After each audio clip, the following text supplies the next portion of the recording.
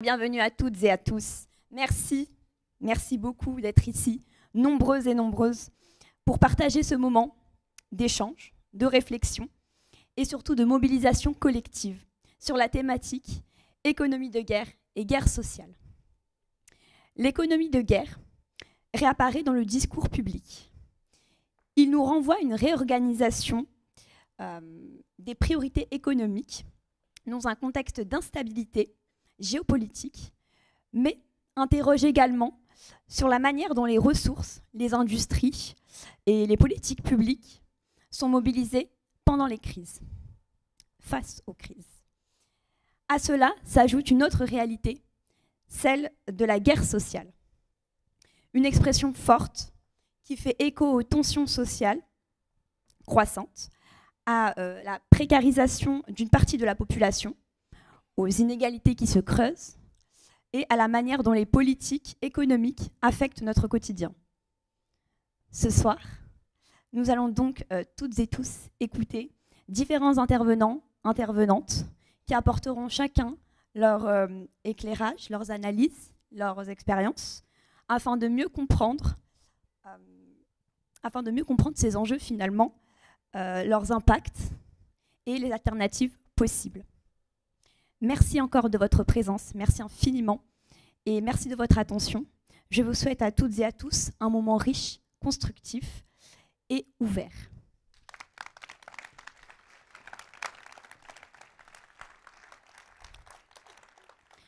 Alors nous allons pouvoir commencer. Notre premier intervenant, juste en face de moi, il s'agit de monsieur Léon Natchos. Donc, ce monsieur est un témoin vivant de l'histoire du XXe siècle. Et donc celle-ci nous mènera finalement nous mènera toutes et tous à réfléchir. Pour la petite histoire, notre cher député Carlos Martins Bilongo a eu l'honneur de rencontrer M. Natchos dans le RERD. Et ils ont donc eu l'occasion d'échanger. Cela tenait donc à cœur à notre cher député de recevoir ce personnage emblématique. Alors je vous prie, toutes et tous, d'accueillir très chaleureusement M. Natchos. Je vous en prie, alors, vous installez ici. Je suis citoyen de la ville de Sarcelles depuis 60 ans. Voilà. Donc je suis né en 1936. Je ne sais pas si dans la salle il y a des gens qui sont nés avant moi. Mais toutes ces personnes qui sont nées en 1936, malheureusement, ont subi la guerre, la vraie guerre, celle qu'on voit, qu'on reçoit, et c'est quelque chose d'affreux. Bien sûr, on voit la guerre au cinéma, on voit la guerre à la télévision, mais quand on est confronté, comme je l'ai été, je vivais en Normandie, pas loin du débarquement. J'ai été évacué pendant la guerre en 1942, donc j'avais à l'époque 7 ans, 6 ans, je suis resté 42, 43, jusqu'en 45. Et au débarquement, le 6 juin 1944, nous avons eu bien sûr les Américains qui sont arrivés. Et ça a été, c'est-à-dire avant le débarquement déjà, nous avons été bombardés. Et nous avons vu, enfin personnellement, j'ai vu les bombes tomber, les gens mourir. Et malheureusement, ce qui m'avait frappé, si vous voulez, maintenant, parce qu'à l'époque, je ne comprenais pas ce qui se passait. On voyait les bombes tomber, on voyait des trous, on voyait des bombes qui n'explosaient pas. Et la ville où j'habitais, c'est un petit village, mais à côté, il y avait Saint-Hilaire-du-Harcouët. C'est dans la Manche. Cette ville a été anéantie par les Américains qui ont bombardé d'une hauteur très très haute. Et je revois toujours les chapelets de bombes qui sont tombés. Et malheureusement, un jour de marché, tout le monde a été plus ou moins tué. Ça a été horrible. Voilà. Qu'est-ce que je peux vous dire? Alors, on parle de l'économie de guerre, mais on ferait mieux de parler d'une économie de paix. Et ça, ce serait plus intéressant. Tous les gouvernements, quels qu'ils soient, ne parlent que de la guerre. Qu'est-ce que c'est que la guerre? C'est tuer les gens, c'est appauvrir les gens. C'est quelque chose d'affreux. Qu'est-ce que le peuple demande? De vivre heureux, d'avoir une famille, d'avoir des amis, l'amour de toutes les personnes avec qui nous vivons, le pays, etc. C'est tout ce qu'on demande. On ne demande pas de faire la guerre. La guerre, c'est une minorité de gens, de profiteurs, malheureusement. Et quand il y a une économie de guerre, ben, ça peut aller très loin. C'est-à-dire qu'on peut prendre même tout l'argent du peuple quand on a besoin. Il ne faut plus qu'il y ait de guerre. Et il y en a malheureusement toujours, et elle ne s'est pas arrêtée à ce jour. Pardon, elle ne s'est pas arrêtée à ce jour. Donc, il faut, enfin, à mon avis, parler que de paix, pas parler de guerre, tout ce qui est économie. Vous savez, je lis dans mon journal, 800 milliards pour le réarmement de l'Europe pour la guerre. Vous ne pensez pas qu'on pourrait faire autre chose avec 800 milliards? On pourrait vivre heureux. Peut-être qu'on pourrait même ne presque pas travailler, avoir des loisirs, enfin bref, une vie, une vraie vie, comme on le souhaite l'avoir. C'est ce qu'il nous faudrait. Et tout ça, il faudrait le combattre et c'est ce qu'il faut qu'on continue à faire. Voilà. Merci.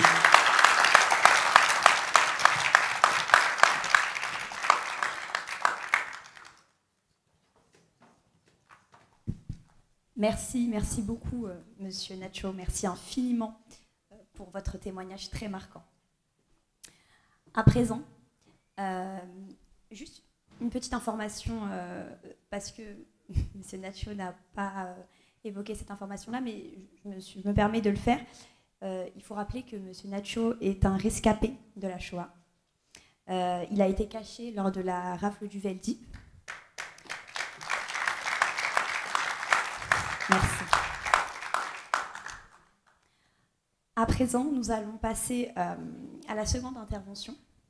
Donc, c'est l'intervention d'une artiste, poète, connue sur les réseaux sociaux.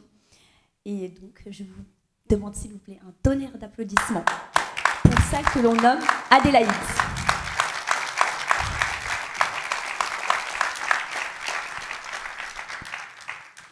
Alors, si vous voulez bien, on va faire un test de micro. C'est bon? C'est OK pour tout le monde?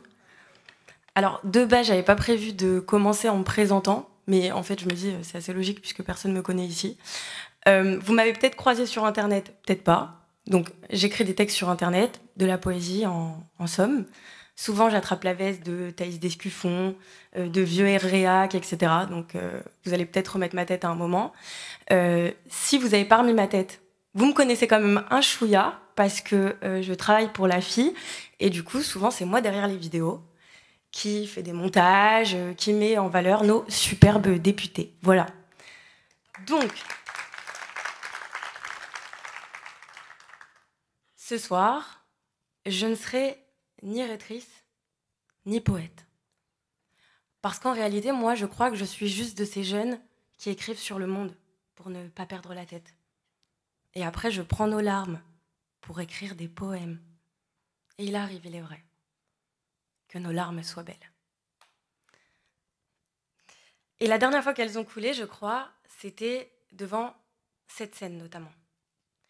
Des grandes villes ensevelies de vie palestinienne.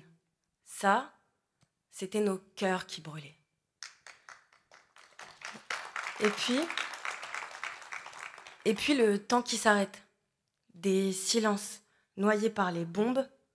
Ça, n'en déplaise un certain, c'est un bout de notre monde qui s'effondre. Et là, je sais, les vieux raslards me diront, mais quelle est cette jeune écervelée? Parce que oui, c'est toujours plus simple de dévoyer la jeunesse lorsqu'elle s'insurge.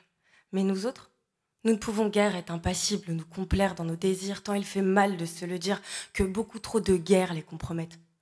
D'autant plus qu'aujourd'hui, on voit bien comment ils font taire les lanceurs d'alerte.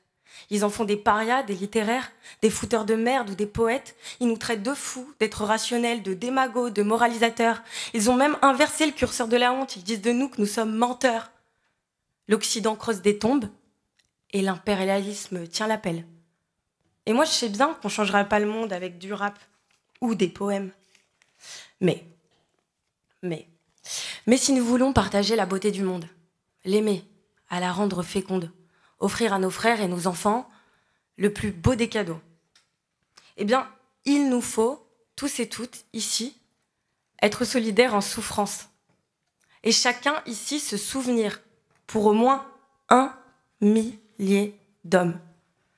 Parce qu'il y a toujours eu de ceux qui tuent à cause de la différence, et il y a ces fous, comme nous, ceux qui pensons que c'est une chance. Alors, messieurs, mesdames, rassurez-vous, rassurez-vous, parce qu'il n'y a aucun mal qu'il ne se meure jamais, parce que les idéologies racistes sont condamnées à faillir, parce qu'il n'y a rien qui se construit quand il s'agit de se haïr, de se soustraire au total pour une sombre morale, une addition de haine pour en somme diviser la France. Alors, quitte à être marginal, sémeur de bon sens, étendard de morale, être au final les seuls à parler à la France, hisser des drapeaux dans tout le pays, leur montrer les paysages qu'ils ont démolis, dénoncer leur islamophobie, leur colonie, leur politique génocidaire du Congo à la Palestine, n'être gêné ni par le voile, ni par la kippa, ni heurté par la foi, ni quoi que ce soit, aimer notre prochain, sans attendre en retour, traiter l'autre comme on aimerait l'être, parce qu'on ne redorera pas les lettres de la République, en ne pensant qu'au fric. Alors, il nous doit, finalement, de rappeler à nos frères, sœurs, futurs enfants peut-être, que notre résistance se doit d'être à tout jamais éternelle. Parce que ces hommes-là ont une fâcheuse tendance à constamment nous inventer de nouveaux problèmes. Alors, parlez-moi. Oui, mesdames, messieurs, parlez-moi. Mais parlez-moi de tout. Parlez-moi d'Ukraine, d'Algérie, de Congo, de Palestine, de Kanaki. Mais parlez-moi d'eux sans leur guerre et leur colonie. Parlez-moi de spécialités locales, de langue natale. Parlez-moi de tout. Parlez-moi d'Afghanistan, de Rwanda, d'Irak et du Liban. Mais parlez-moi d'eux et de leur peuple. Parlez-moi de paysages et de couleurs. Parlez-moi de coutumes ou de valeurs. Parlez-moi de tout, que je puisse me souvenir que ces guerres n'ont jamais été vraiment les leurs. Voilà, je vous remercie.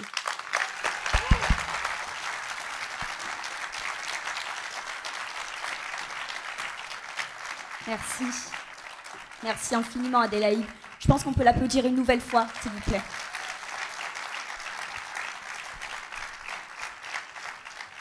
À présent, nous allons laisser place à la suppléance, notre député, Carlos Martins Bilongo, militante syndicaliste FO, enseignante au lycée dans le 95 et militante de la première heure, finalement. Merci d'accueillir, s'il vous plaît, avec un tonnerre d'applaudissements, Madame Ophélie Sauger.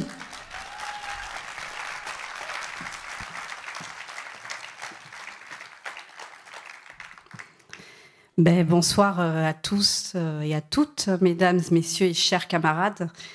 Je voudrais déjà remercier chaleureusement nos députés Carlos Bilongo et Éric Coquerel avec leurs équipes et tous les militants LFI d'avoir organisé ce meeting d'une grande importance par son thème et par ce dont on va parler sur la guerre, l'économie de guerre, la guerre sociale.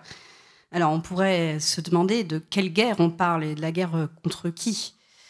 On a autour de nous des gouvernements illégitimes. Et eux, ce qu'ils nous proposent, c'est la guerre. La guerre sociale. Monsieur Nachos l'a rappelé avant moi. En effet, la présidente de la Commission européenne, von der Leyen, prévoit 800 milliards d'euros pour la marche à la guerre. Ils nous disent d'un côté qu'il n'y a pas d'argent pour l'école, qu'il n'y aurait pas d'argent pour les hôpitaux, qu'il n'y aurait pas d'argent pour les 10 millions de pauvres en France. Mais en quelques minutes, ils peuvent lever des centaines de milliards d'euros sur les marchés pour la guerre. Des centaines de milliards que nous, les peuples, nous devrons payer pour leur guerre. Amélie de Montchalin, la ministre des Comptes publics, vient d'annoncer, il y a quelques jours, sans bien sûr aucun vote et aucune discussion, qu'en France, nous allions devoir faire encore des efforts, 5 milliards d'euros d'efforts de plus, c'est-à-dire de coupes budgétaires en plus sur l'argent public. Et elle a précisé, une partie va aller à nos dépenses essentielles de défense pour avoir les moyens de soutenir l'Ukraine et de réarmer notre pays. Donc pour justifier leur marche à la guerre, ils invoquent parfois la sécurité de l'Europe. Ils osent même dire « ce sont nos valeurs qui sont en jeu ». Mais c'est quoi leur sécurité ? C'est quoi leur valeur ? Leur valeur, c'est d'avoir laissé faire un génocide à Gaza, ou encore ces jours-ci, des centaines d'enfants sont massacrés, où ils tirent sur des hôpitaux, sur des tentes de réfugiés, où ils torturent et enferment des médecins palestiniens comme le docteur Oussam Abou Safia. Et pire, ils les ont armés, ces bourreaux génocidaires. C'est ça, leur valeur. Nous, avec la France insoumise, nous continuons à dire « stop au génocide, cessez le feu à Gaza ». Et ils ont beau continuer à nous calomnier, ils nous traitent d'antisémites, de manière honteuse, nous et tous ceux ici qui sont contre la politique meurtrière de Netanyahou. Eh bien, nous, on ne se taira pas. Je voulais citer d'ailleurs ici la lettre ouverte d'organisations juives en défense de la France insoumise qui a été signée par l'Union juive pour la paix et des associations juives d'Angleterre. Cette lettre dénonçait, je cite, « une coalition de l'élite politique française et des médias grand public qui a répandu des mensonges sur la France insoumise en réponse à son soutien constant et intègre aux droits des Palestiniens. » Depuis 3 ans, il ne cesse d'alimenter la guerre en Ukraine, une guerre, comme vous le savez, qui oppose donc toujours sur le dos des peuples. Je rappelle 1 million de victimes au total. D'un côté, des oligarques mafieux autour de Poutine et de l'autre, les États occidentaux, qui servent des intérêts de puissantes multinationales. Je ne sais pas si vous vous souvenez de cette déclaration du ministre français des Armées en septembre 2023 qui disait « La guerre en Ukraine est une chance pour l'industrie militaire française ».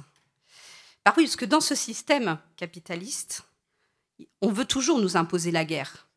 Vous l'avez entendu peut-être ces jours-ci, la phrase d'Anatole France de 1904 qui résonne pleinement. Cette phrase qui dit « On croit mourir pour la patrie, mais on meurt pour les industriels ». Et on remarque les actions des groupes militaires, alors il y a Dassault, Thales, Rheinmetall en Allemagne, qui ont vu leurs actions exploser début mars. Et on voit aussi Trump, pendant ce temps, qui négocie avec l'Ukraine des accords pour l'accès à leurs ressources minérales. Donc moi, j'ai envie de dire que je suis fière d'être dans une organisation qui, dès le 8 octobre 2023, a dénoncé la politique guerrière colonialiste de Netanyahou et a appelé au cessez-le-feu en Palestine.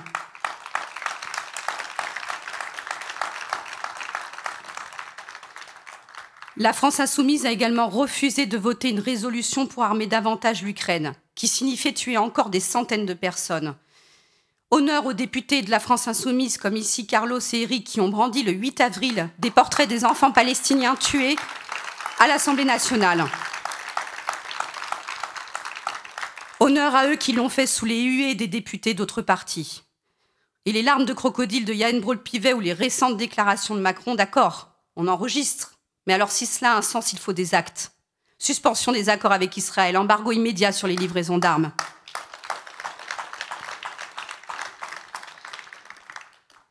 Comme monsieur Najos avant moi a rappelé, les peuples savent ce que c'est la guerre. Ils savent ce que c'est la colonisation. C'est pour ça qu'ils ne se laissent pas faire. Moi ici, je voudrais aussi parler de résistance. Nous résistons ici en France avec la France insoumise contre la politique de guerre de Macron, de son gouvernement. Dans les écoles, les hôpitaux, dans la culture, les salariés, leurs organisations syndicales disent non. Ils bloquent, ils font grève, ils participent aux manifestations pour Gaza. Ils ne se sont pas laissés enfermer dans le conclave de Beyrouth, où se trouvaient leurs directions syndicales qui sont bien silencieuses en ce moment. Ces salariés qu'on a autour de nous, ces militants, ils continuent à demander l'abrogation de la réforme des retraites. Et le week-end dernier, alors que le RN peinait à rassembler quelques 4000 personnes, je crois, à Paris, quelques centaines à Marseille, la France insoumise rassemblait en 2 jours 15 000 personnes à Paris contre l'extrême droite. Et je rappelle que nous étions 300 000 dans toute la France le 22 mars, contre ceux qui, comme Bardella ou Marion Maréchal Le Pen, vont sans aucun problème soutenir Netanyahou directement en Israël lors de leur visite fin mars, ou comme le ministre Gabriel Attal, qui, lors de sa visite en Israël, posait avec le maire israélien David Azoulay, ce même maire qui avait déclaré, je cite, « vouloir vider la bande de Gaza comme à Auschwitz ». Ces derniers jours, on a pu voir aussi une vague énorme de contestation à l'international. Je donne quelques exemples. Aux États-Unis, le week-end dernier, 1200 manifestations dans tout le pays contre Trump et sa politique, qui inclut un budget militaire de 1000 milliards de dollars, un budget jamais atteint aux États-Unis. Au Maroc, à Rabat, des dizaines de milliers à manifester le 6 avril contre la normalisation avec l'État d'Israël. À Rome, samedi dernier, 100 000 personnes défilaient contre le réarmement et le budget militaire européen relayé par Giorgia Meloni. En Israël, dans une lettre publiée il y a quelques jours, c'était des centaines de soldats de réserve de l'armée de l'air israélienne qui demandent un cessez-le-feu immédiat à Gaza en échange du retour de tous les Israéliens kidnappés. En France, c'est la jeunesse, les étudiants, Paris, Bordeaux et beaucoup de villes en France qui ont manifesté par milliers début avril contre les 1 milliard de coupes budgétaires dans l'enseignement supérieur et qui disent sur leur pancarte « du fric pour la fac, pas pour la guerre ». Ce sont ces étudiants aussi de Sciences Po qui ont organisé des rassemblements et conférences contre le génocide à Gaza et à qui on a envoyé la police. Je parlerai aussi de la jeunesse lycéenne, celle que je côtoie, qui refuse de s'engager dans le service national universel. Vous savez, c'est une sorte de service militaire pour les lycéens, qui fait d'ailleurs un flop depuis plusieurs années, alors que lui, il est porté en avant à coups de millions d'euros par le ministère de l'Éducation nationale pour enrôler la jeunesse. Mais quel jeune a envie de faire la guerre ? Il y a des pseudo-sondages qui nous font croire aujourd'hui que les jeunes veulent faire la guerre, voudraient s'engager. Mais qui veut faire la guerre pour eux ? Pour tous ceux de ce gouvernement qui sont des voleurs, qui sont illégitimes ? Moi, je vous dis, on va les laisser faire, hein, comme les membres du PS, Boris Vallaud qui déclare « La France participe aux bataillons qui devront se porter sur le terrain. » Qu'il y aille tout seul. Ou encore Sophie Binet, secrétaire générale de la CGT, qui déclare dans une tribune, je cite, « Les investissements dans le domaine de la défense ne doivent pas se faire au détriment des services publics déjà fragilisés, quand des mesures fiscales pourraient contribuer à ces deux postes de dépenses. » Donc ça veut dire qu'elle accepte le budget de la défense. Mais je peux vous dire que ce n'est sûrement pas le cas des militants de la CGT qui luttent partout contre le gouvernement Macron-Bayrou. Eh bien, nous non plus, nous ne l'acceptons pas. La défense. Alors moi, ce mot me fait réfléchir. Mais c'est la défense de qui ? De quoi ? D'eux ? Il faut les défendre eux ? Nous, on veut avoir un avenir. On veut pouvoir vivre, s'instruire, se soigner, en paix, ensemble. Donc c'est pour ça qu'on ne se laissera pas faire. Et je voulais profiter de ce meeting ce soir pour vous inviter tous ici, avec vos amis, vos familles, vos collègues. Chacun va chercher 3, 4 personnes. Et on va tous ensemble manifester le 1er mai, le jour de la fête internationale des travailleurs. On y va tous ensemble avec la France insoumise et les organisations syndicales. Et on y va pour la paix, contre la guerre sociale, pour l'unité du peuple. Et je peux vous dire que si ce jour-là, on est des centaines de milliers dans la rue, la situation, elle ne sera plus la même. On peut inverser la vapeur. Parce qu'il ne peut pas y avoir de défense de nos droits, de nos conditions de travail, de nos services publics, de nos revendications, si on n'est pas contre la guerre et pour la paix sociale. Donc moi, j'irai le 1er mai. On vous invite à tous y aller, car il est grand temps d'en finir avec ces gouvernements fauteurs de guerre. Pas un euro, pas une vie pour leur guerre. Je vous remercie.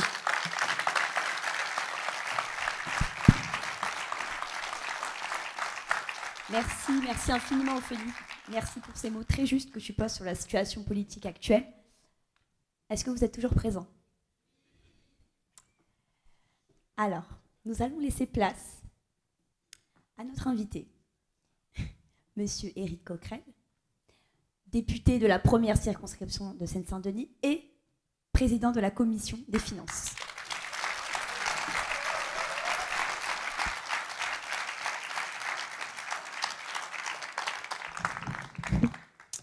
Bien, bonjour à toutes et à tous. Et Carlos, franchement, un samedi à 19h, le premier week-end, je sais bien que dans nos quartiers populaires, on ne part pas forcément toutes les vacances scolaires, enfin quand même le premier week-end des vacances, remplir quasiment un théâtre, il faut le faire, quoi. Donc bravo à toi. C'était un pari et il est réussi, comme à peu près d'ailleurs tous les meetings que nous faisons depuis un certain temps, il faut le noter. Je suis spécialement content d'être ici. Je demandais tout à l'heure à Carlos de me remémorer où avait eu lieu notre rencontre. Enfin, la rencontre, en tout cas, dont je me souviens. C'était à Villiers-le-Bel. C'était Sarcelles, finalement ? Ah, t'as failli m'induire en erreur, alors. Bon, alors, donc, c'était Sarcelles. J'étais venu présenter un bouquin. C'était Lâchez-nous la dette, pardon. C'était au moment de la dette Covid. Donc, c'était après le Covid. Et il y a quelqu'un qui est venu me demander de signer ce livre. C'était Carlos. Et puis ben voilà, 3-4 ans après, il remplit les salles ici, il est député et je suis très fier de siéger à côté de lui. Donc merci Carlos de ça et merci de m'avoir invité, surtout que tu corresponds assez à ce que je souhaite depuis 2017, je l'avais dit, c'est-à-dire une ouverture complète et entière de France Insoumise aux quartiers populaires, aux villes populaires.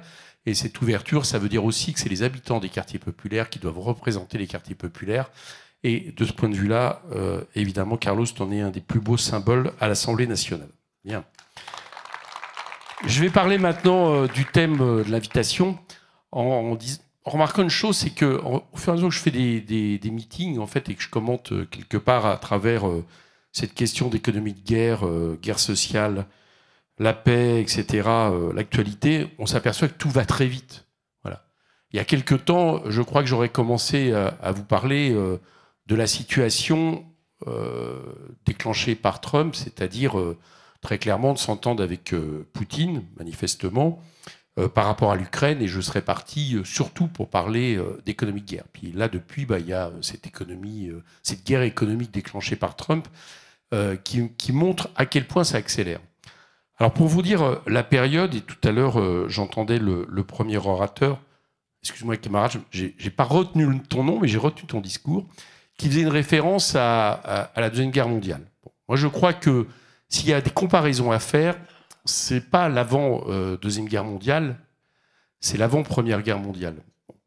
Pourquoi ? Parce que on l'oublie parfois, mais il y a eu une première mondialisation capitaliste, c'est-à-dire l'extension du marché et de la puissance capitaliste à une grande partie du monde, notamment à travers l'exploitation des matières premières des colonies et l'exploitation évidemment des habitants de ces colonies à la fin du XIXe siècle. Et cette période a été aussi une période de libre-échange. Et elle s'est terminée exactement de la même manière que se termine le libre-échange aujourd'hui, c'est-à-dire par une confrontation de blocs impérialistes avec le déclenchement de la Première Guerre mondiale. C'est exactement ce à quoi on assiste aujourd'hui. On pourrait même dire quelque part qu'on contracte en réalité deux avant-guerres, si on veut bien considérer que la Deuxième Guerre mondiale, avec des caractéristiques propres, notamment la montée du fascisme, du nazisme et, j'allais dire, l'ajout d'une caractéristique raciste dans l'émergence de ces pouvoirs, mais la Deuxième Guerre mondiale, finalement, est le prolongement de la première, et le prolongement de cette période de crise structurelle du capitalisme et de cette première mondialisation capitaliste. Et là, on vit une période qui contracte les deux.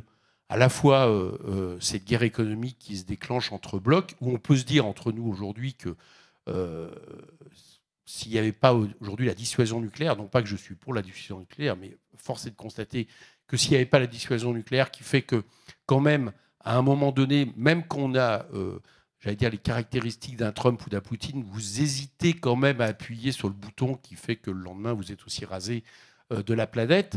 Je pense qu'il y a longtemps, peut-être que nous serions aujourd'hui dans une guerre généralisée et une guerre mondiale. Bon. Mais ça montre bien la dangerosité du moment et de cette accélération de l'histoire. On voit bien d'ailleurs que ce à quoi on assistait au moment de l'émergence du nazisme et du fascisme en Italie, surtout du nazisme d'ailleurs, se reflète aujourd'hui dans pas mal de pays du monde, avec là aussi une caractéristique assez comment dire, significative, c'est que ce ne sont plus forcément, ça peut l'être, mais ce ne sont plus forcément des forces organisées d'extrême droite qui appliquent un pouvoir d'extrême droite ou un pouvoir fasciste. Bolsonaro ne venait pas de l'extrême droite organisée. Orban ne venait pas de l'extrême droite organisée. Milei ne vient pas de l'extrême droite organisée. Trump ne vient pas de l'extrême droite organisée. Et pourtant, on peut considérer aujourd'hui qu'il y a une fascisation des États-Unis d'Amérique à vitesse grand V. Bon, ça, c'est une caractéristique que nous connaissons et on voit bien que nous ne sommes pas immunisés par rapport à ça. Et je ne parle pas seulement de la montée du Rassemblement national et du danger Le Pen et autres. Je parle de ce qui se passe en ce moment, maintenant, qui, j'allais dire, a comme symbole le ministre de l'Intérieur, Retailleau. On est quand même dans des années où, très clairement aujourd'hui, il y a une trumpisation en cours réellement de la France à travers les gouvernements actuels, à travers des politiques autoritaires, à travers des politiques racistes, à travers des politiques au Roland Guerrier, je vais y venir, mais aussi avec un Premier ministre, enfin, c'est quand même, quand on y pense, c'est quand même absolument incroyable, un Premier ministre qui est toujours en place, alors qu'il y a quelque temps, il parlait des Français de papier. Les Français de papier, c'est une expression maurassienne qui, après, a pris toute sa caractéristique sous Vichy. Bon, et quand Retailleau, pas le seul d'ailleurs, hein, puisque maintenant, tous les républicains, enfin c'est quand même les républicains, c'est-à-dire ceux qui quand même étaient l'héritier, on va dire, d'une certaine droite républicaine, gaulliste et autres, et qui étaient, pendant longtemps, qui avaient établi l'idée qu'il y avait un barrage par rapport à la nationale, à l'Assemblée nationale, ils font une course à l'échalote pour savoir qui sera le plus extrême droite par rapport au Rassemblement national. Et notamment sur cette question de racisme. La remise en question du droit du sol que propose Retailleau ou Darmanin, il n'y a qu'un régime qui, en France, a remis en question le droit du sol, qui ne date pas d'ailleurs de la Révolution française. Il était antérieur, même si la Révolution française, effectivement, a défini une citoyenneté politique au lieu d'être ethnique, qui fait quelque part la grandeur de notre pays et sa caractéristique première. Eh bien, le droit du sol remis en question comme ça, banalement, en expliquant que c'est juste une question de temps, c'est quand même absolument sidérant. Et la manière aussi de Retailleau applique cette politique raciste vis-à-vis du monde arabo-musulman en rentrant dans une confrontation avec l'Algérie est quelque chose qui singularise effectivement aussi une caractéristique d'extrême droite du gouvernement actuel. Donc c'est quelque chose que nous voyons et qui ressemble évidemment à cette période d'avant-guerre, avec là aussi l'importation en France. On a mis du temps, hein. On a attendu longtemps d'ailleurs, heureusement. C'est-à-dire que quand vous regardez un peu au moment les réactions en France, et même de la classe politique, au moment où on a eu les attentats abominables, les massacres de Charlie ou du Bataclan, il y a eu quand même, j'allais dire, un peu une réserve sur le fait de surtout pas assimiler le monde arabo-musulman, le monde, nos compatriotes de religion musulmane, à ce qui s'était passé. Là, on assiste depuis quelque temps, et notamment importé par le conflit israélo-palestinien, justement à quelque part la mise en application en France du choc des civilisations. Bon, j'en parle là parce que je crois que c'est une des considérations importantes aujourd'hui géopolitiques de l'histoire de ce monde. Qu'est-ce qui se passe au moment du 7 octobre? On le sait bien, on a Netanyahou qui décide de faire de ces massacres absolument inexcusables. On a dit que c'était des crimes de guerre. Donc, je veux dire, le moins qu'on puisse dire, c'est que les crimes de guerre, c'est dans l'échelle quelque part de la gravité, on peut difficilement faire plus grave. Mais c'est une chose de dire qu'il y a des crimes de guerre qui sont commis. Il y a une autre chose de dire qu'en réalité, c'est l'illustration d'un conflit entre le bien et le mal, entre le monde judéo-chrétien, pour reprendre les expressions de Netanyahou, et le monde arabo-musulman. Alors, eux, ils parlent d'islamistes, mais chez eux, on sait bien qu'en réalité, ils ne font pas la différence. C'est le monde arabo-musulman. Et ils ont fait en sorte que ce conflit colonial, cette guerre coloniale qui dure depuis 1948 et qui s'est accentuée avec le gouvernement d'extrême droite raciste de Benjamin Netanyahou, eh bien, essayer de faire en sorte de montrer qu'en réalité, c'était une confrontation entre le bien et le mal, comme au moment où on était, par exemple, opposé à Daesh dans les moments des attentats en France. C'est ça, le choc des civilisations. Cette idéologie née aux États-Unis sous Bush et qui visait quelque part à remplacer la question d'un conflit par rapport aux pays du bloc soviétique avec un conflit religieux entre le bien et le mal qui servait aussi de débouché pour les armes qu'on produisait évidemment à outrance et sur lesquelles reposait notamment une grande partie de l'économie américaine. Bon. Donc si je dis ça, c'est que ce qui se passe, ce conflit qui est devenu maintenant très clairement un génocide par rapport au peuple palestinien, je dis bien un génocide, c'est pas forcément la Shoah, c'est pas forcément un holocauste, il y a d'autres génocides dans l'histoire. Et le génocide, tout simplement, c'est quand vous éliminez un peuple en tant qu'histoire, en tant que peuple historique. Et on voit bien que c'est de ça dont il s'agit aujourd'hui. Il s'agit de faire en sorte que le peuple palestinien ne soit plus un peuple constitué en tant que tel qui peut penser qu'il a un destin commun qui se traduit dans une nation. Bon, en cela, il y a bien aujourd'hui une politique génocidaire qui est appliquée. Et cette question-là, elle est absolument fondamentale parce que, quelque part, elle sert un petit peu aussi de délimitateur, en réalité, dans le moment. Bon, c'est pas un hasard si, par exemple, dans le moment, depuis le 7 octobre, et même avant, en réalité, une des manières de nous attaquer, de marginaliser France Insoumise, c'est de nous dire que nous sommes antisémites. Pourquoi nous sommes antisémites? Parce que nous n'avons pas voulu, nous, expliquer qu'Israël pouvait avoir un droit de défense inconditionnel après le 7 octobre. Alors vous avez vu qu'ils reviennent dessus. J'ai vu la présidente de l'Assemblée qui dit « oui, j'ai eu tort il y a un an ». C'est bien gentil, mais il faudrait mieux qu'elle le reconnaisse parce qu'il y a un an, quand on n'a pas applaudi par rapport à la défense inconditionnelle, on nous a traités tout de suite d'antisémites. Et de la même manière, on voit bien que derrière ça, nous avions raison, et nous avons eu raison de tenir bon, quand nous avons voulu refuser de dire que le 7 octobre, c'était un attentat terroriste. Pourquoi on a refusé ce mot terroriste? C'est pas, je le répète, c'est pas par rapport à la gravité des faits, c'est pas par rapport à l'horreur des faits. C'est parce que dès lors qu'on admettait que c'était un attentat terroriste, alors, dans la bouche de celui qui avait mis ça sur la table, c'est-à-dire Netanyahou, en réalité, il s'agissait d'une guerre qui opposait Israël aux Palestiniens, qui était l'équivalence de la guerre qui nous opposait à Daesh. Bon. Et donc, à partir de là, évidemment, on ne pouvait pas l'accepter. C'était une guerre coloniale, c'est une guerre qui dure depuis longtemps, je l'ai dit tout à l'heure. Bon. Cet élément est important, pourquoi?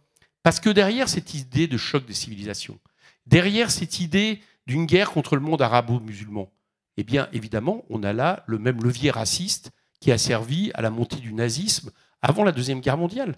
L'islamophobie, quelque part, prend la place de l'antisémitisme sur lequel s'est appuyé le régime nazi. Ça ne veut pas dire qu'il n'y a plus d'antisémitisme.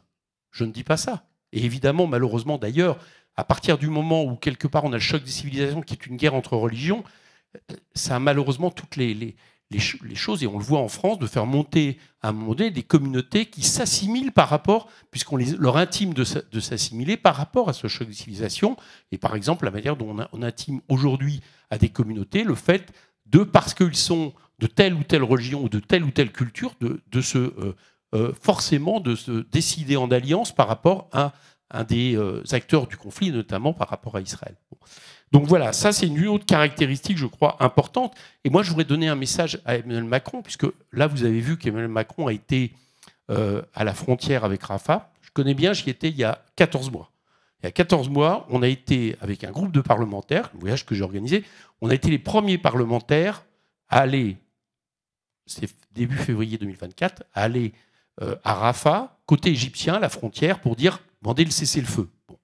Très franchement, à l'époque, je pensais que le cessez-le-feu était une affaire de quelques semaines, quelques mois. Je n'aurais pas imaginé qu'on allait rentrer dans une question de génocide. On a été là, on a été où il a été. Il a été, par exemple, dans l'hôpital de El Arish, où il s'est trouvé.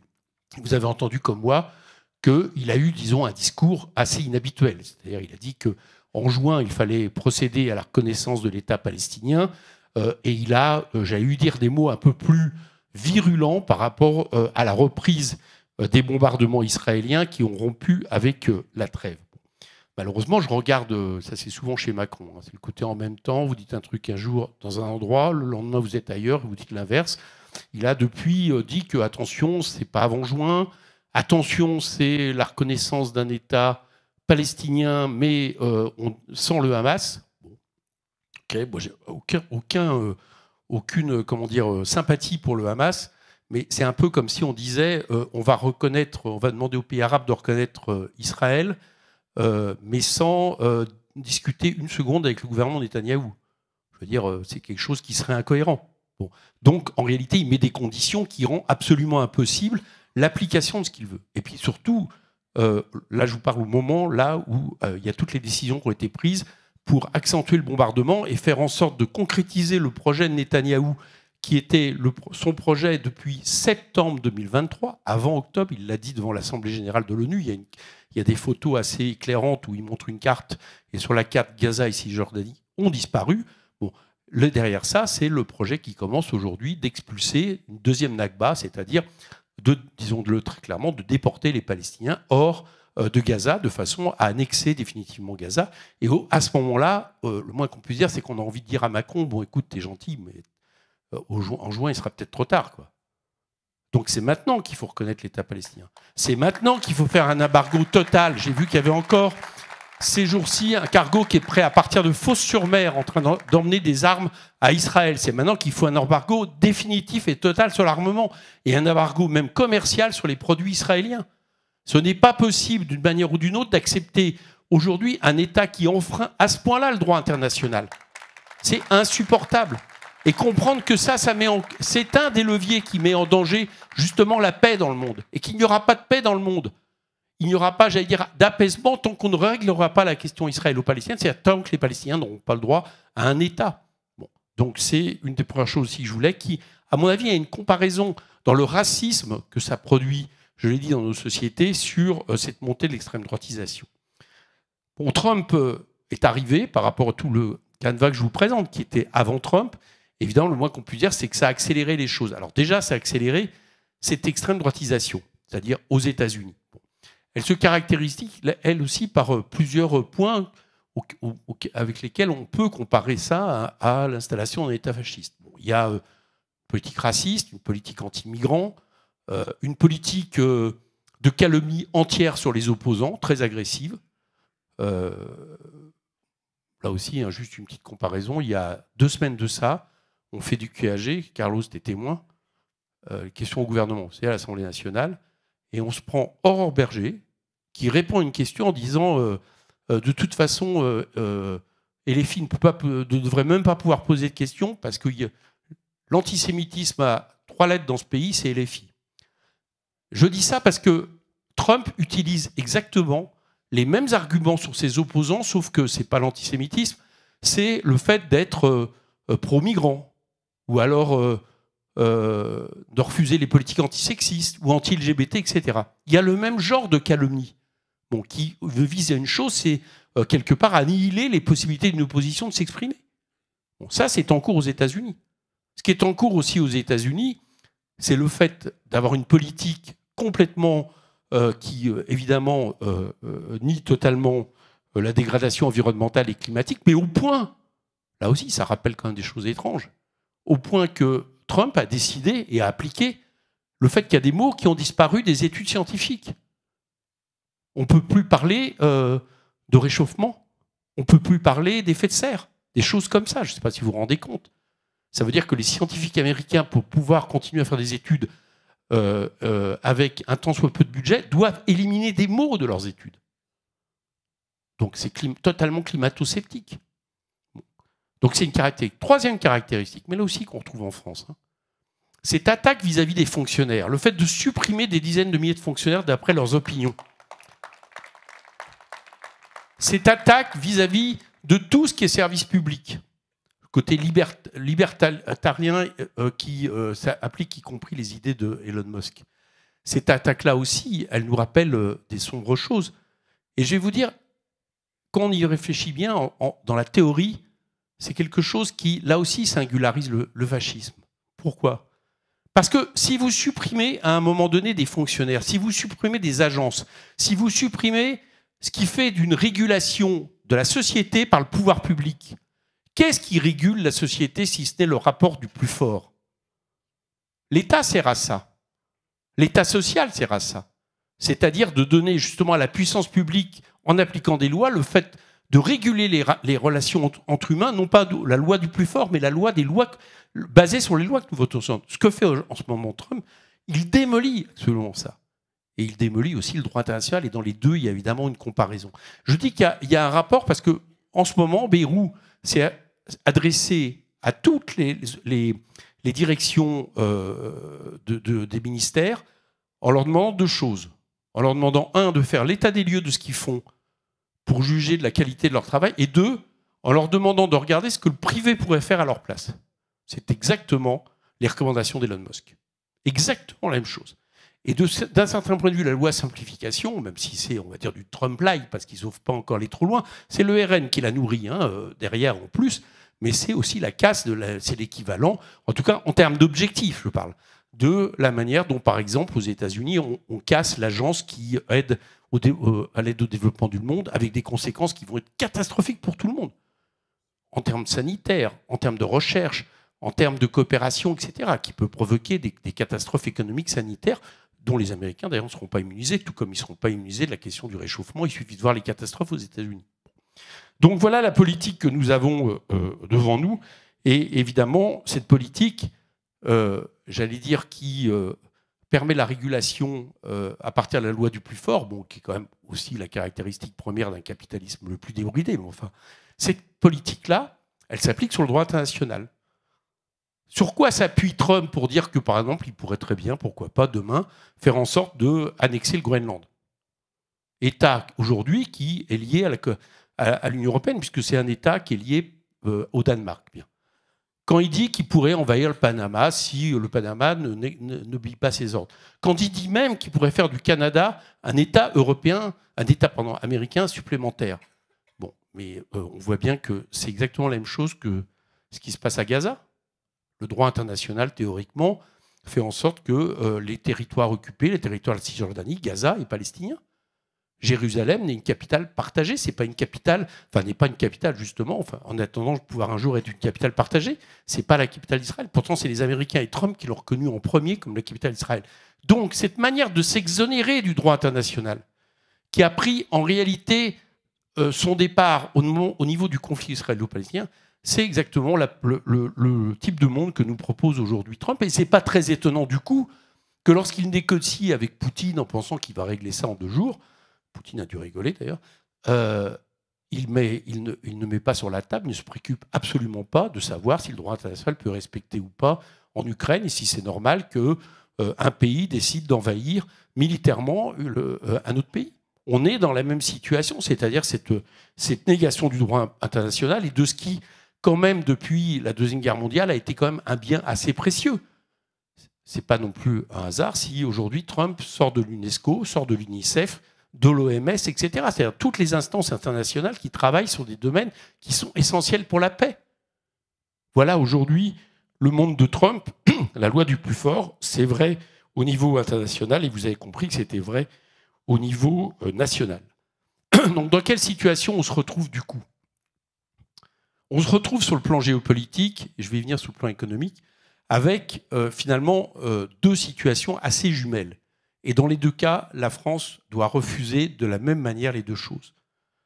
Non, la France ne doit pas devenir, j'allais dire, accepter dans cette confrontation entre blocs impérialistes, ne doit pas faire en sorte de, j'allais dire, créer un 4e bloc impérialiste autour de l'Union européenne qui participerait à cette course en avant vers l'abîme avec une course aux armements et une économie de guerre comme on nous le propose.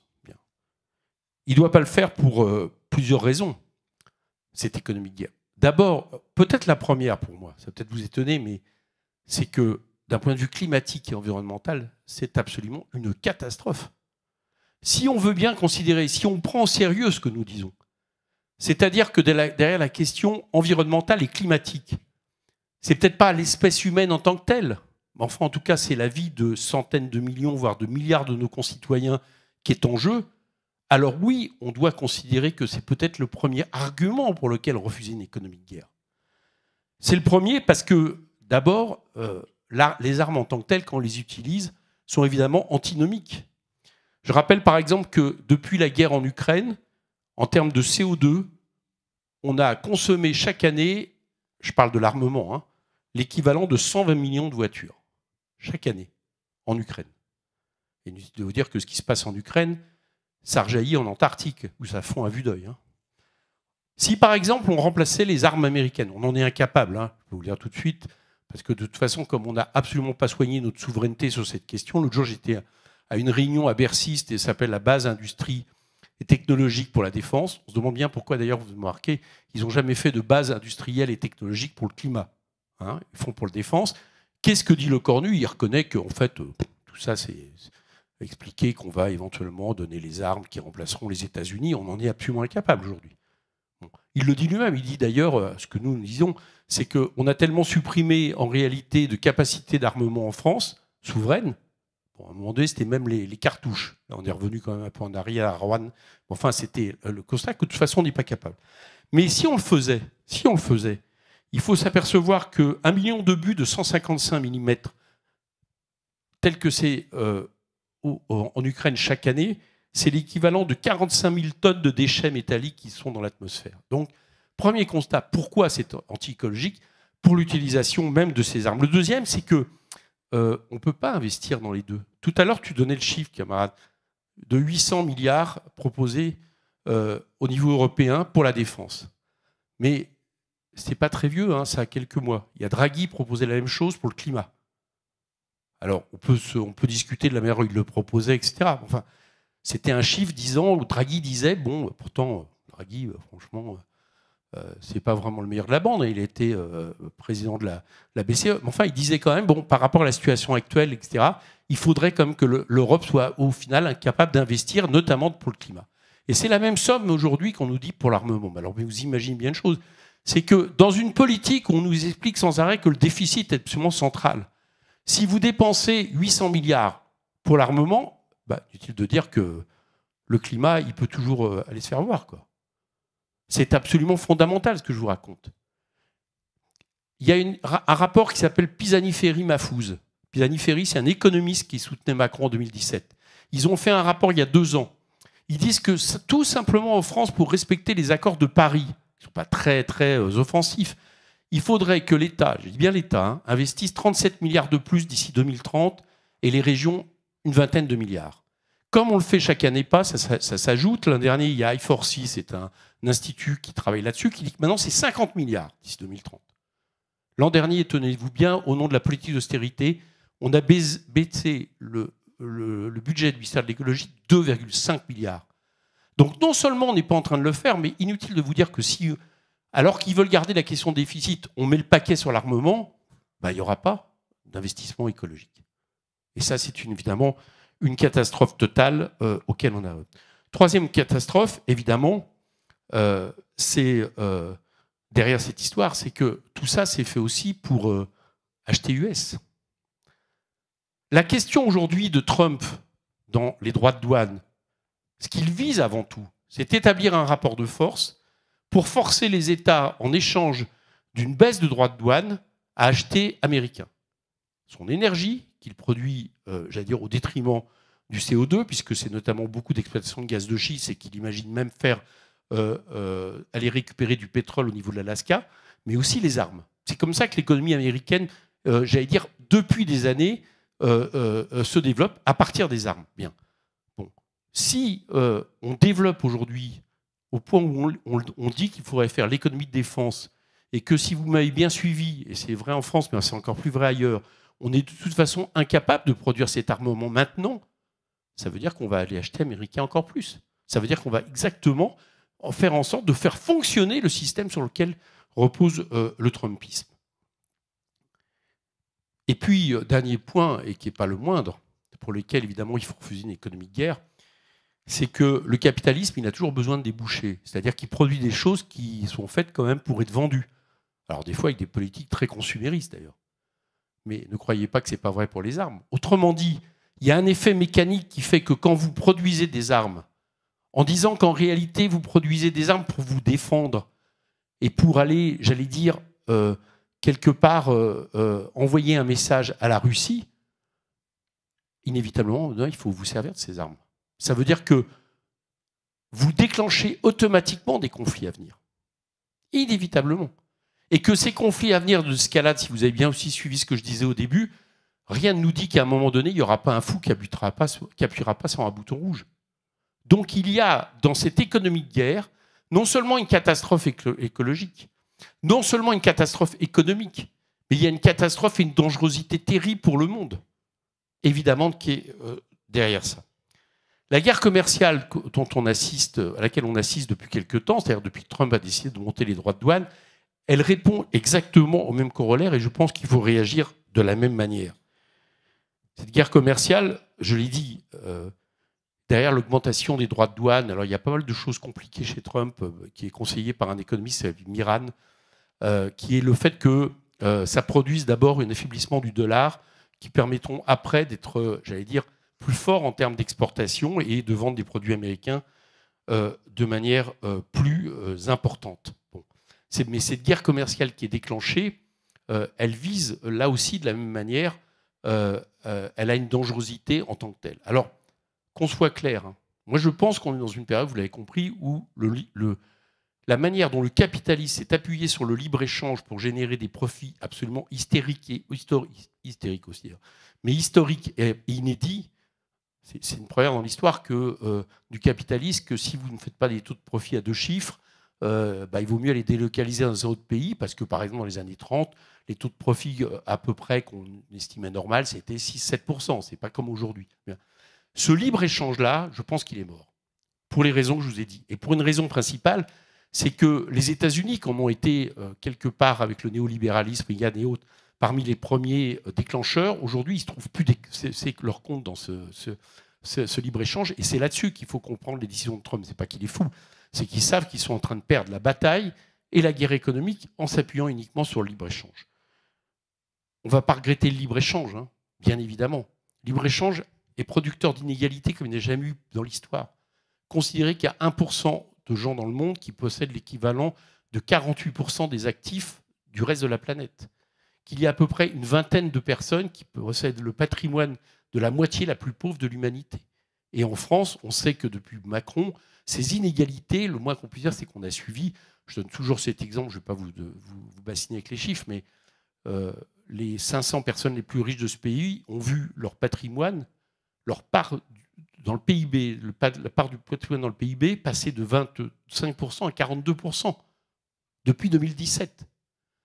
Et que s'il y a des gens un peu marxistes dans la salle comme moi, on sait les uns et les autres que quand il y a des gens qui voient leur patrimoine doubler pendant que la richesse nationale ne double pas, il faut bien qu'ils le prennent sur d'autres, quoi.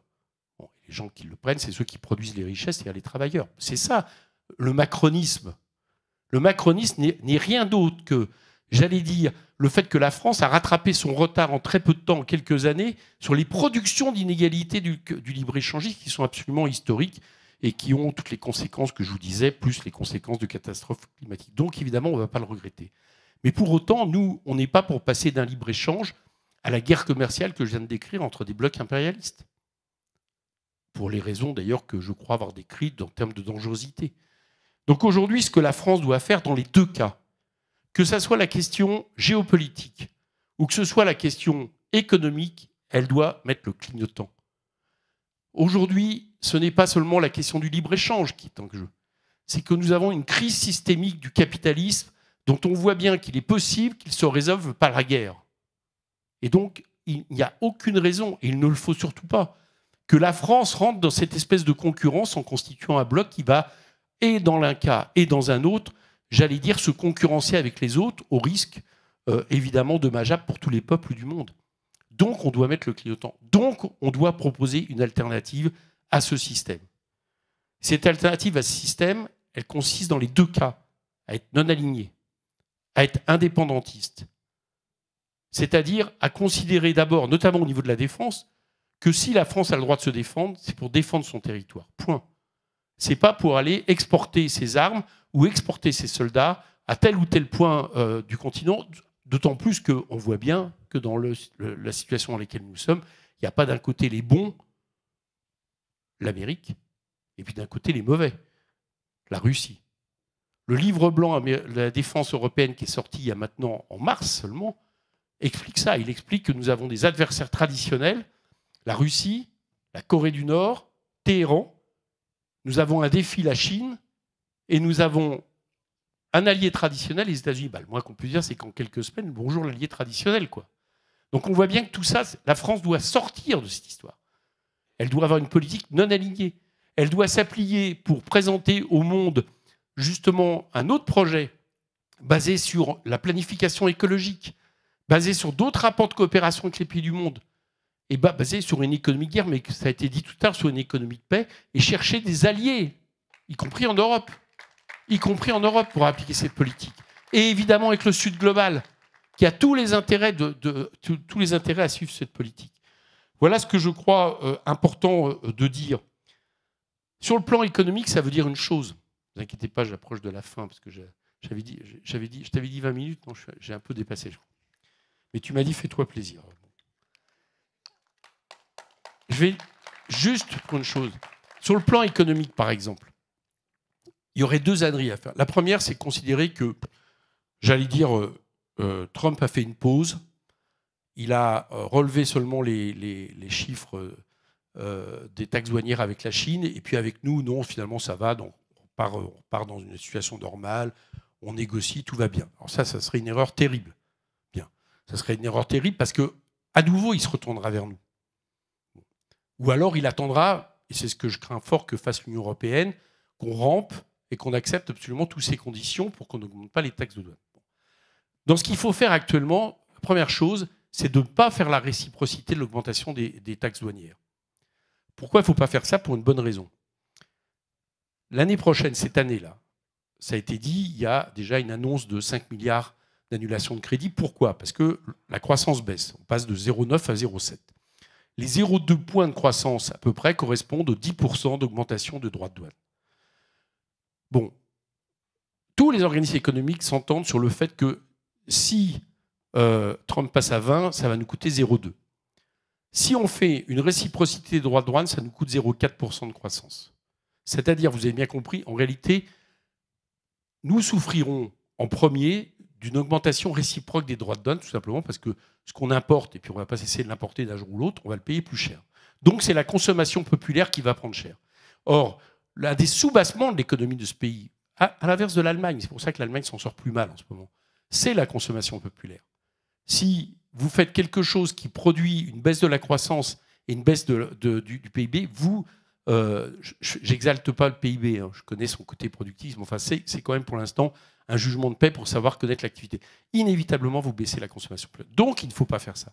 Il ne faut pas faire cette politique. Il faut faire une toute autre politique commerciale. La première chose, c'est d'aller taxer les États-Unis là où ça leur fait mal et là où ça nous fait pas mal. Et en plus, ça nous apporte des recettes. Donc, il faut aller taxer les GAFAM. Donc, il faut aller taxer les entreprises de services américaines. Donc, il faut aller taxer toutes les entrées financières américaines, et y compris les oligarques américains au niveau des taxes. La deuxième chose qu'il faut faire, je vous l'ai dit, c'est qu'il faut en finir avec la politique récessive qui est celle de la baisse des dépenses publiques qu'on nous vend sans arrêt comme une énormité. Cette politique est une imbécilité totale. Je vous raconte une anecdote dans ma commission d'enquête que j'ai lancée sur la question du dérapage des déficits. Gabriel Attal, ancien Premier ministre, il explique, il dit « Bon alors, c'est vrai, ce n'est pas les dépenses publiques qui expliquent le déficit. Les dépenses publiques, depuis 2017, elles sont à peu près stables. Elles n'ont pas augmenté par rapport au PIB. » Il le dit, lui, hein, ce qui augmente le déficit, c'est les recettes sont moindres qu'attendues. Et il ajoute, et d'ailleurs, du coup, j'ai pensé matin, midi et soir à baisser les dépenses publiques. Bon.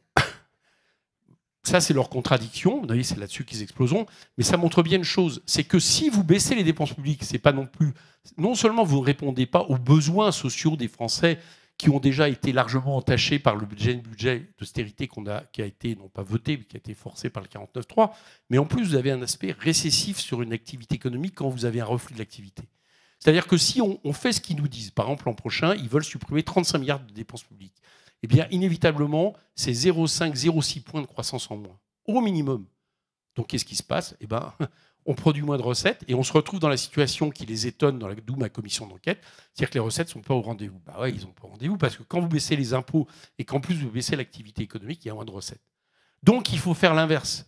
Il faut faire une politique de la demande basée sur une planification écologique et qui va chercher des recettes du côté de tous ceux qui, depuis 2017, se sont gavés outrance par les cadeaux fiscaux au capital qui a été fait par Macron et faire, de ce point de vue-là, une réforme fiscale évidemment d'ampleur, en allant taxer les patrimoines, en revenant sur la flat tax, en rétablissant l'ISF, etc.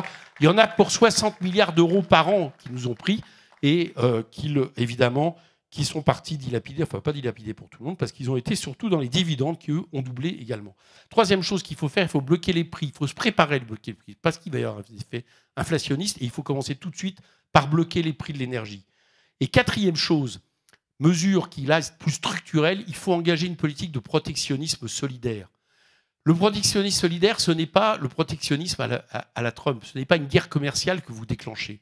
Mais ça veut dire que vous faites en sorte de produire le maximum de ce que vous pouvez produire en termes, j'allais dire, de relocalisation industrielle et agricole, de façon à être souverain sur la plupart des produits que vous faites. Ça, c'est la règle de base qu'on se fait et qui, en plus, est écologiquement saine parce que vous ne participez pas au grand déménagement du monde.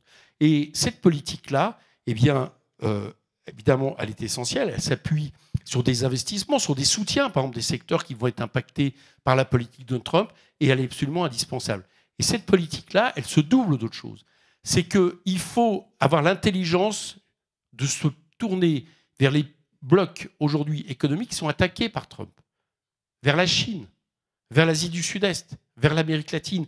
Et oui, là, à partir de là, il faut proposer des accords de coopération commerciale bilatérale qui ne sont pas du libre-échange. Mais par exemple, de regarder ce qu'eux produisent et que nous ne produisons pas, d'avoir, j'allais dire, des politiques avec eux qui permettront de prendre à revers l'impérialisme américain dans cette tentative de domination restaurée qui est la sienne aujourd'hui. Bon. Et ça, vous allez me dire, oui d'accord, mais ils nous disent OK, mais il faut attendre toute l'Union européenne. Ben non, il ne faut pas attendre l'Union européenne. Il faut le décider et avancer nous. Et penser que si la France le fait, nous avons suffisamment de poids et d'écoute dans le monde pour penser ne serait-ce qu'en Europe, qu'il y a peut-être quelques pays qui vont commencer à faire avec nous parce qu'ils ont les mêmes intérêts. La coopération renforcée, ça peut aussi servir à ça. Voilà la politique qu'à mon avis, nous devrions mettre en place rapidement par rapport à la question de guerre à la fois commerciale et de guerre géopolitique qui est devant nous. Vous l'avez compris. Autrement dit, en réalité, il faut bien comprendre que c'est ce capitalisme absolutiste qui reste depuis 30 ans qui est le responsable de ce que nous vivons. Et donc, il faut avoir une alternative anticapitaliste.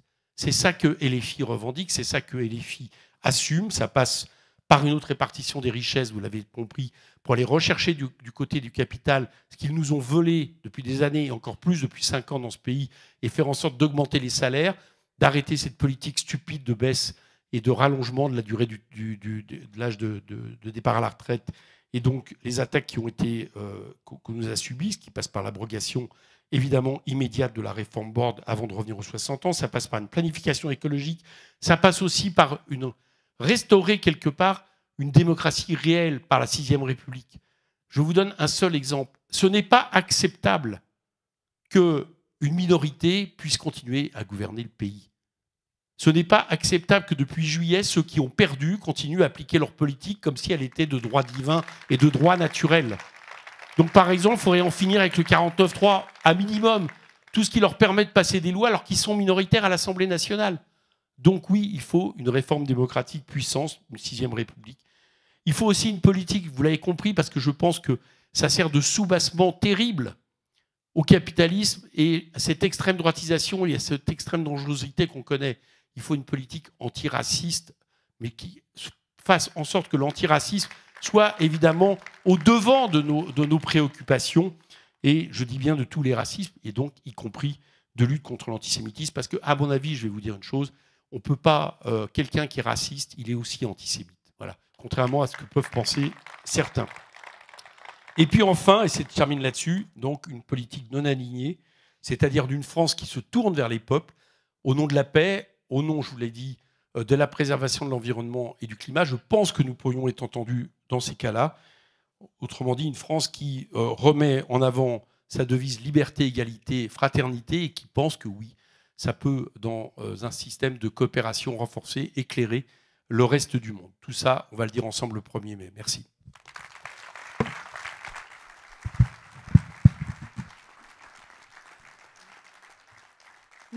Merci beaucoup. Merci une nouvelle fois à vous, monsieur le député, pour votre présence. Et merci d'avoir mis en lumière ces sujets qui sont extrêmement importants et d'actualité. À présent, et pour clore cette magnifique soirée, je vais vous demander d'accueillir celui qu'on ne présente plus, notre cher député, monsieur Carlos Martins Bilongo.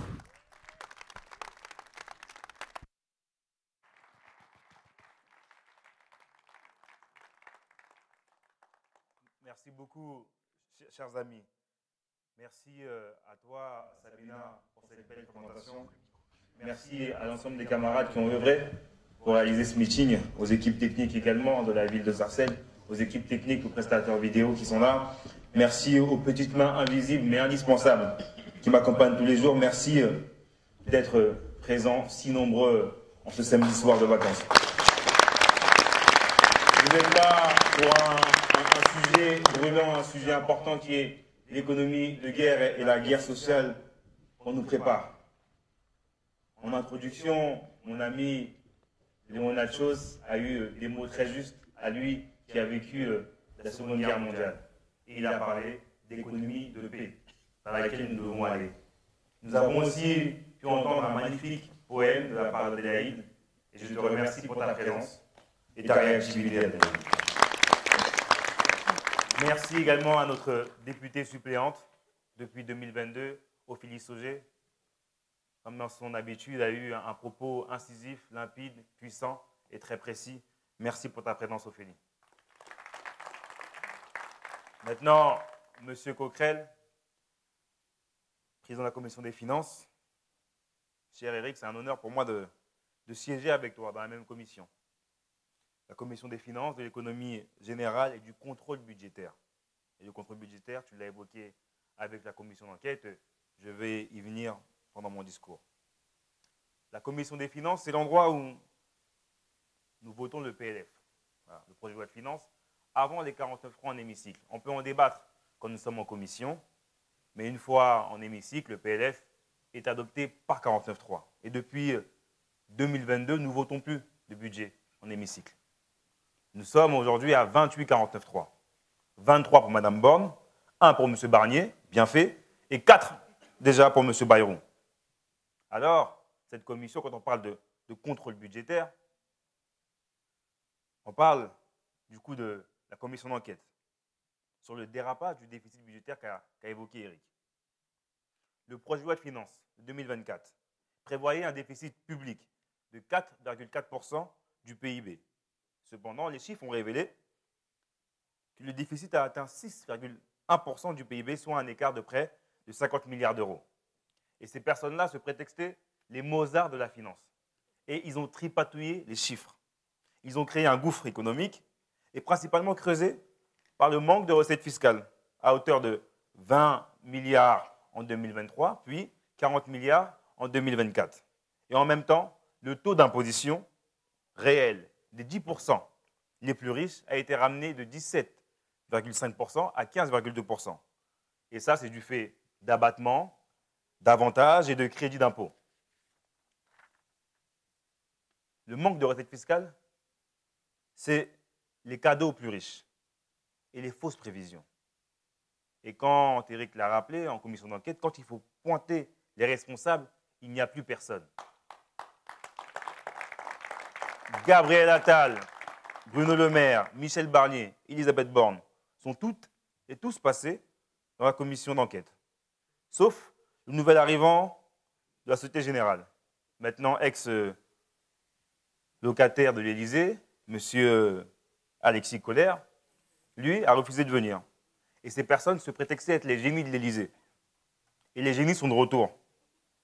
À chaque fois, nous inventer telle ou telle situation pour nous sauver de nos malheurs. C'est le cas de Macron et son gouvernement, issus du déni démocratique. Eric l'a rappelé, ils ne sont pas arrivés en tête au mois de juillet, mais ils s'efforcent de vouloir gouverner. Et aujourd'hui, quand ils ont été atlantistes, se sont alignés aux Américains, et quand Trump gagne les élections et se désengage de l'OTAN, ils nous disent nous devons procéder à une économie de guerre, augmenter nos dépenses militaires de manière drastique. Mais devenez, qui va payer? C'est nous qui allons payer. Celles et ceux qui souffrent. Celles et ceux qui souffrent des urgences fermées, saturées, des transports défaillants, des écoles sans profs, des classes surchargées, le manque d'AESH, de la crise aiguë du logement et tant d'autres inégalités sociales, alors qu'il est temps de dire non à cette folie.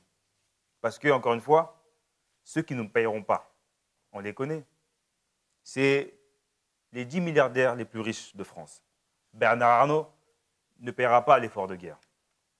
Ni Madame Bettencourt non plus. Monsieur Beignet de Lactalis ne paiera pas également l'effort de guerre. Et encore une fois, Lactalis, Monsieur Beignet est la 4e fortune de France, quand lui fait la peau aux agriculteurs. Il arrive à commercialiser grâce à ses marges le lait vendu, mais les agriculteurs, eux, se suicident parce qu'ils n'arrivent pas à faire des marges sur leurs produits réalisés. Monsieur Pinault de Balenciaga, Zaveniel et la famille Dassault avec Laurent, Marie-Hélène et Thierry Dassault. Ces personnes-là ne paieront pas l'effort de guerre et ce n'est pas normal. Il faut taxer les ultra-riches. Parce que voilà là où est l'argent. Il faut chercher l'argent là où il est. Et il est disponible de manière abondante. C'est irrationnel. La fortune de M. Bernard Arnault est l'équivalent de 120 millions de SMIC. Ces milliardaires-là, vous leur enlevez 1 milliard, ou même 10 millions ou 50 millions, leur train de vie ne va jamais changer. Ça ne changera pas. Ils prendront toujours les jets privés, les premières classes, les mêmes restaurants, les mêmes voyages. Rien ne changera. Mais faire un effort pour eux, c'est trop difficile. Ils préfèrent ponctionner la majorité des Français. Et ce n'est pas normal. Le gouvernement veut passer le budget de la défense de 50,5 milliards à 90 milliards, soit 3,5 du PIB. Et M. Macron a dit, bon, il n'y aura pas d'impôts augmentés. On ne va pas augmenter les impôts, rassurez-vous. Ça veut dire, quand il dit ça, c'est pour rassurer déjà les oligarques. Les milliardaires, ils disent, OK, on est safe, ce n'est pas pour nous. Il a la bonne recette de grand-mère ultralibérale. Alors, il dit, on va augmenter le déficit public en réduisant les dépenses publiques. C'est quoi les dépenses publiques? C'est d'abaisser les budgets sociaux qui représentent 60% des dépenses publiques. C'est imposer des coupes budgétaires dans l'éducation, la santé publique et d'organiser ce qui consiste à détricoter notre modèle social qui est l'héritage des plus grandes luttes. Et Eric l'a rappelé, la question écologique dans tout ça. Malheureusement, elle ne sera pas épargnée par l'obsession libérale de la Macronie. La hausse des dépenses militaires ne sera synonyme que de ralentissement des investissements publics destinés à la transition écologique. De toute façon, l'écologie n'a jamais été une priorité de ce gouvernement. Par contre, un petit groupe de population sera préservé de cet énième plan d'austérité, les grandes fortunes et les milliardaires. Le gouvernement appelle la France entière à se serrer la ceinture, au point de s'étouffer, sans ces deux catégories que j'ai citées. Macron propose un programme économique de guerre qui menace la paix sociale. Et il n'y a pas de surprise. On préfère imposer aux Français les plus précaires de travailler plus longtemps. Et s'ils pourraient même nous imposer de travailler jusqu'à 75 ans, ils le feraient. Ils ne s'en gêneront pas. Nous ne sommes pas les USA et nous ne devons pas être les États-Unis.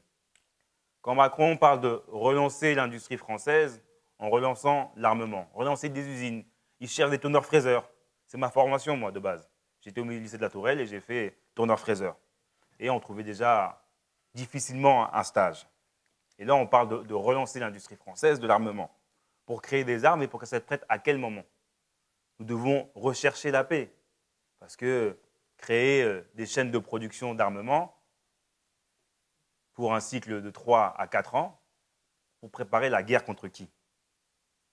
Et je vous prends l'exemple des États-Unis, qui, eux, produisent, vendent des armes. Les États-Unis cumulent 150 années de guerre, en 248 ans d'existence. Et qui se remplit les poches? C'est le marchand d'armes. À se demander même si le marchand d'armes, lui, pour faire son chiffre d'affaires, ne déclenche pas ces guerres. C'est possible, au final. Je vends des armes, je veux qu'il y ait des guerres pour les utiliser et les revendre. Il est là, le système capitaliste, il se nourrit de la guerre. Et le patronat aussi utilise cette fameuse économie de guerre pour appeler à des mesures ultra-austéritaires.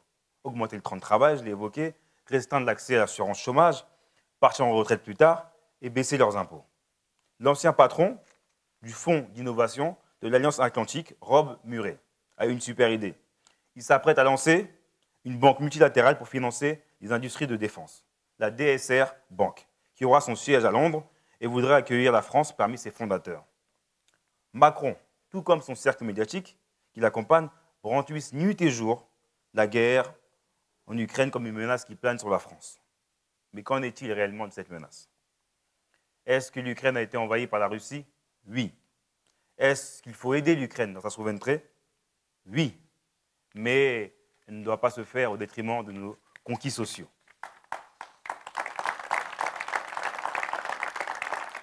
Nous ne pouvons pas accepter une nouvelle phase de destruction de notre modèle social, qui est déjà attaqué de toutes parts. Vous l'avez vu pendant cette grève qui a été très longue sur les retraites. Elle n'a pas été votée, elle a été imposée aux Français. Et pourtant, 9 actifs sur 10 étaient contre cette réforme des retraites et ils sont passés au-dessus de la volonté souveraine du peuple. Et l'Europe dans tout ça? On entend le même refrain belliqueux. La Commission européenne s'est toujours présentée comme le grand moralisateur de politique budgétaire. À chaque fois qu'un gouvernement souhaitait augmenter ses dépenses publiques, la Commission européenne débarquait et rappelait à l'ordre. Et là, tout d'un coup, tous ces principes sont balayés. Libéraux de rigueur budgétaire s'envolent et atterrissent dans une volonté de va-t-en-guerre. La Commission européenne a accordé une dérogation au pacte de stabilité pour accélérer les dépenses militaires, ce qu'elle a toujours refusé pour les dépenses sociales et écologiques. Ça, il faudra vous en rappeler. Quand c'est pour le social, l'Europe ne fait pas d'efforts. Quand c'est pour l'écologie, l'Europe ne fait pas d'efforts. Et pourtant, les catastrophes écologiques font davantage de morts que des guerres. Il y a, je prends l'exemple de Kinshasa, des grosses pluies qui ont fait une centaine de morts cette semaine. Ça, c'est une guerre écologique pour laquelle nous devons mettre des moyens et nous préparer à éviter ces catastrophes climatiques. Et là, l'Europe ne répond pas à ses engagements. J'ai parlé de l'exemple de Kinshasa, mais il y a eu aussi des inondations en Allemagne et en Belgique, l'année dernière et en 2023. Il a été rappelé par mon ami Leonardo et par Ophélie et par Eric, c'est 800 milliards que l'Europe met sur la table pour financer un effort pour la défense, et au détriment de tout. Et je vais faire un comparatif. Un missile balistique M51 vaut 120 millions d'euros, soit ce qu'il faut pour acheter une IRM pour chaque CHU en France. Quand vous allez dans des CHU, il n'y a pas d'IRM, mais on va trouver des millions pour acheter des balistiques M50. Un véhicule blindé de la marque Jaguar, Jaguar encore eux, vaut 4,5 millions d'euros, soit la somme nécessaire pour payer un an de cantine pour 3300 enfants. Un an de cantine gratuite pour 3300 enfants. Mais l'Europe de Macron et de von der Leyen a tranché. Les canons à la place des hôpitaux et les munitions à la place de l'éducation. Et la guerre à la place de la paix. Vous avez connu le en même temps, le quoi qu'il en coûte. Et avec l'économie de guerre, la Macronie invente une nouvelle expression, le non-sens. Pour le ministre des Armées, M. Sébastien Lecornu par exemple, c'est un non-sens d'opposer la défense nationale et notre modèle social. Il va encore plus loin dans son raisonnement, en affirmant même que chaque euro investi dans la défense se retrouvera dans le modèle social français. Encore une fois, un pur mensonge. Comment investir dans la guerre et dans l'armement pourra avoir une répercussion dans le modèle social?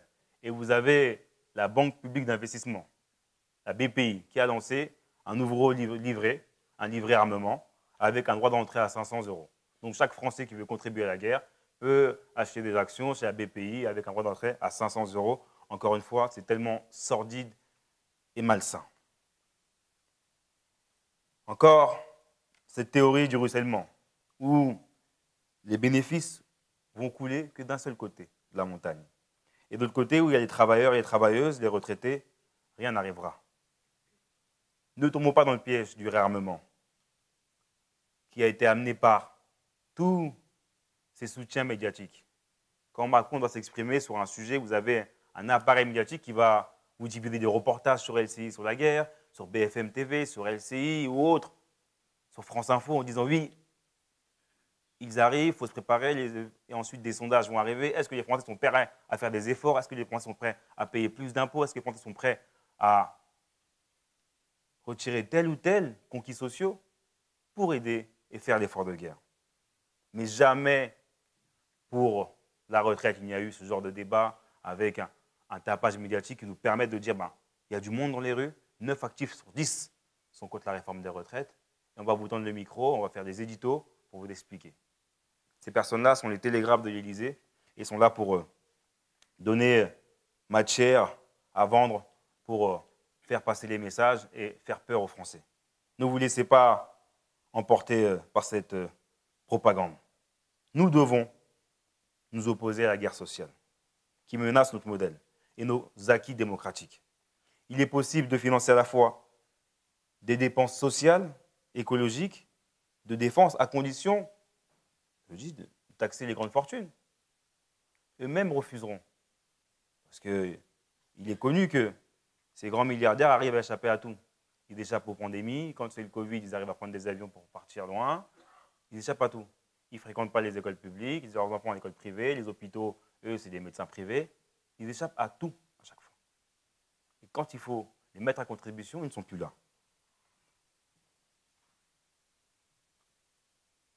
Maintenant, vous avez, vous, cette responsabilité de vous joindre aux mobilisations.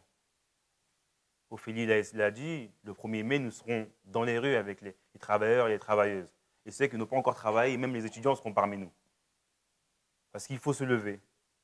Comme vous vous faites entendre par la masse populaire, la masse qu'on ne voit pas dans les médias, vous créez une pression devant l'exécutif qui ne tient à plus rien.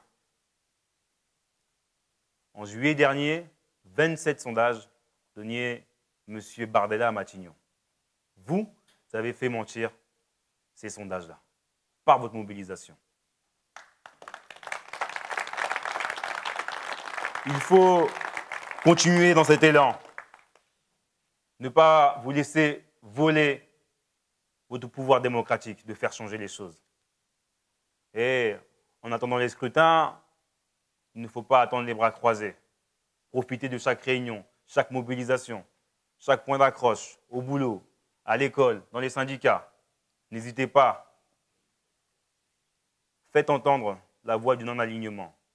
Il a été évoqué encore par Eric, par Adélaïde, par Leonachos. La guerre ne vaut rien. La paix vaut tout. Et quand vous avez le président Emmanuel Macron qui va en Égypte, qui se rend à 10 km de la frontière de Rafah à Gaza, et qui change d'argument, c'est qu'il a vu la guerre en face de lui. C'est les propos que nous a rapportés Leonachos, que lui a vu en Normandie ces bombardements.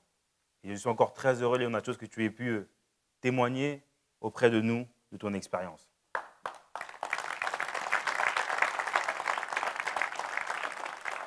Je finirai par une citation de Karl Marx. Ce n'est pas la conscience des hommes qui détermine l'être. C'est inversement leur être social qui détermine leur conscience. Je vous remercie.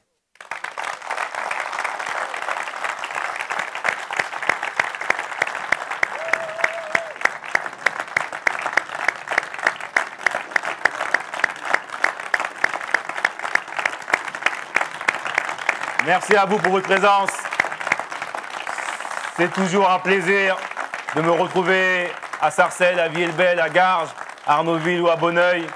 Je remercie l'ensemble des camarades, les chefs de file de Sarcelles, les chefs de file d'Arnaudville, de Villebel, et l'ensemble des camarades de Garges qui sont là aussi parmi nous, et l'ensemble des camarades du Val d'Oise et de plus loin. Merci à vous pour votre présence, les camarades de Saint-Denis, de Saint-Ouen, de l'île Saint-Denis, d'Amiens aussi, de Cergy également, d'Hermont également. Voilà, je vous remercie, ça me touche beaucoup. Et on se revoit très vite. On a un pot de l'amitié qu'on va se partager ensemble. Et à très vite. Merci beaucoup.